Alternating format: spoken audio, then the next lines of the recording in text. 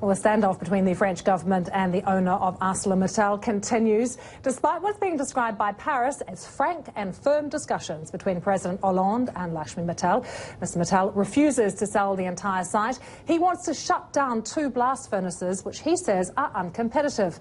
But in response, the French government has threatened to nationalise the entire operation, saying companies have never honoured its commitments. Well, is this a row more a question about Indian versus French business culture? To debate this, I have with me Eric Albert, a freelance journalist who writes for Le Monde newspaper, and Alpesh B.Patel of Prefinium Partners. Thank you both for joining us. Eric, if I could start with you, do you think Mr. Hollande is serious about nationalising?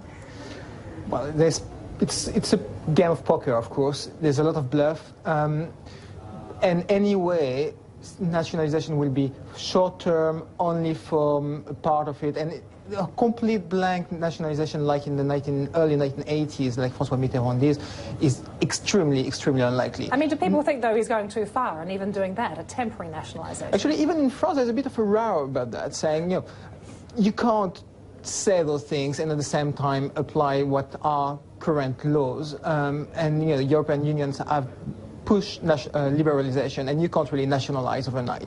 Nevertheless, there are things that the state can do, and they can bring investors, they can possibly talk with the union. So there's quite a few of leverage that the French government has.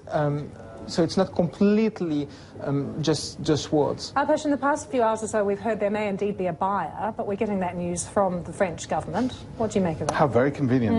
There might be somebody who's indebted to the French government who's been asked to step up in order to save face. The thing with brinkmanship is, of course, you have to keep on raising the stakes, and nationalisation is one of those things where I think, in actual fact, the French government's overplayed their hand, because it would send exactly the kind of message which Boris Johnson has been talking about in India, and I suspect the French are well aware of that fact, that it would just discourage investment in France, and therefore nationalisation is simply not an option to them other than as a threat, and not a credible threat. Therefore it doesn't count at all. Similarly, for Mr. Mittal, what he's actually looking to do is to negotiate to get a bit of a bailout, but you can't have a bailout in the EU as a direct bailout, because you're not allowed to subsidise such companies, so you need to get them to do it through the back route, which might be through such a buyer. And indeed, Mr. Mittal, we've seen in and out of the back door of the Elysee Palace today. What do you think he's making of all of this? I've seen an internal video from when ArcelorMittal merged, and there's a piece in there where Mr. Mittal looks at the camera and says these governments were very naive, and I think he's shrewd enough. At that time he was handling 2.5 governments, the half being Luxembourg. Now he's just only handling one of them. I think he's more than capable of getting the upper hand in what he wants out of this. Eric, what about this commitment that apparently was made by Mr. Mittal back in 2006 that he would keep these blast furnaces up and running? Do you think that was a genuine commitment that was made by him? Well, clearly it's not been genuine. That's proven now. Even at the time, there was a lot of question marks, and that's why there is a row against Mittal right now. To put it as the French government against Mittal is a bit of a simplistic way, because just Mittal has not kept his promise. But what's true is the French government still has a little bit of leverage on Mittal and can play a little bit.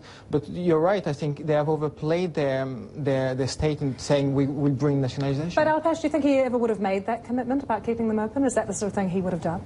If it was a genuine commitment that the French truly believed was genuine and something that they needed to hold them up to, there would have been a legal binding agreement between the nation of France and that company to make sure that there would have been damages or some kind of compensation in the event that it didn't occur.